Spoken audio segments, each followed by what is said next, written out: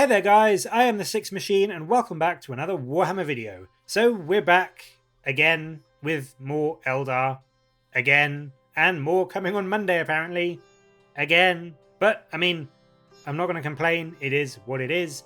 What we have got today is a look at the other big Avatar-esque style model that the Eldar now have access to, the previously Ynnari specific Yinkhan, as well as the other Ynnari characters, the Vizark and the Yvrain, are now accessible, much like the Harlequins, to every Eldar player.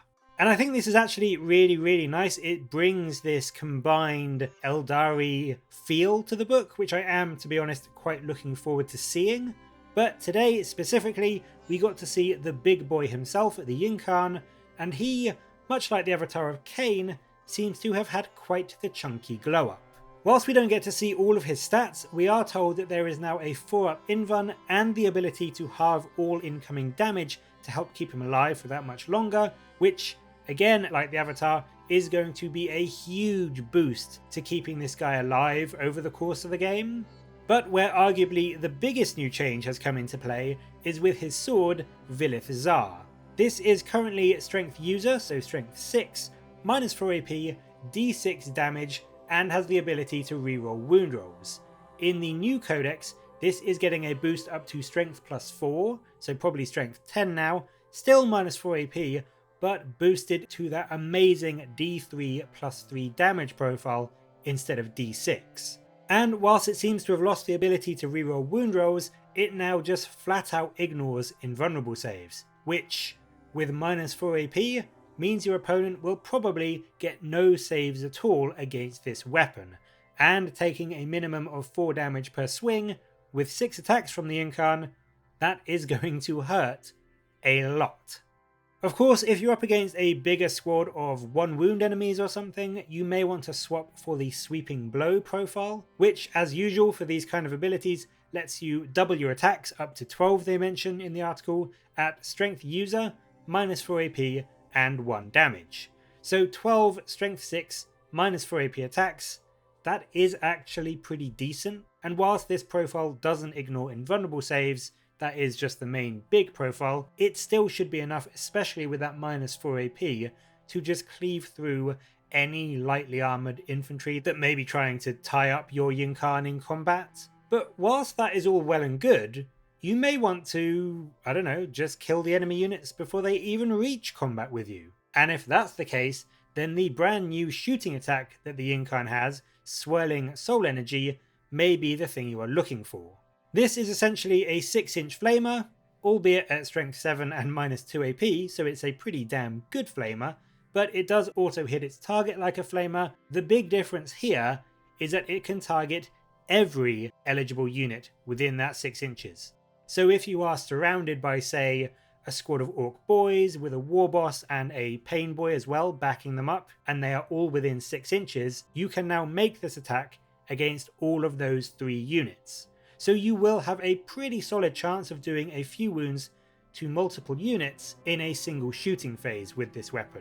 And again, this is going to be a really impressive way to chew through 2 or 3 squads of chaff or hordes that may be trying to gang up on you and tie you down with loads of disposable bodies that, even with those 12 swings with the sweeping profile, may take you a bit longer than you'd want to get through.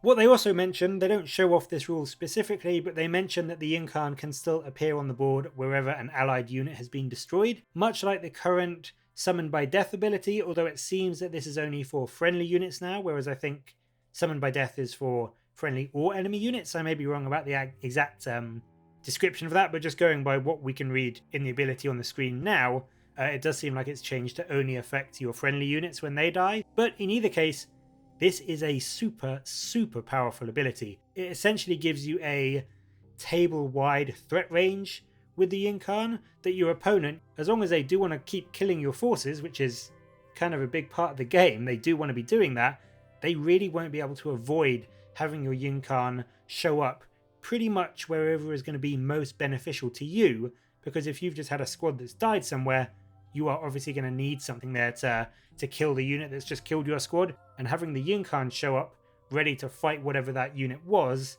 is going to be a massive boost for your army.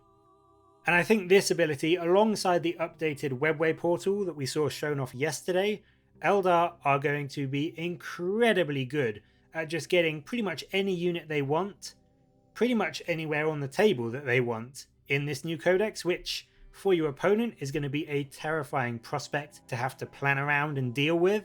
The final thing they show off for the Ynncarne is their psychic abilities. It's mentioned that there are a whopping 5 psychic disciplines in this new codex, presumably the 2 Eldar ones, the Harlequin, the Ynnari, and maybe an Exodite specific one. But the Yinkan itself knows all of the powers from the Ynnari discipline, and they show a couple off. Storm of Whispers being a fairly generic 9-inch bubble, roll 3d6 for each unit within range, and then on a 4+ they suffer a mortal wound. It's nice again for clearing out sort of small squads around you that may be trying to tie you up, but with only 3 dice per unit and only proccing on a 4+, you're probably only going to be doing a mortal wound or 2 to a squad, so maybe 3 or 4 mortal wounds in total if you are surrounded by a few enemy squads. It's nice, don't get me wrong, but it's hardly the most exciting psychic power we've seen in 9th edition. The Shield of Ynni, on the other hand, is a bit more interesting. You choose a friendly Ynnari unit within 12 inches, excluding Titanic units, and until your next psychic phase, they have a 4-up invulnerable. It is a really cheap warp charge of 6, and getting a 4-up invuln on a friendly unit within 12 inches is really quite powerful, especially when your army has a lot of T3 slightly flimsy units. Giving them that 4-up invuln is going to massively increase their durability.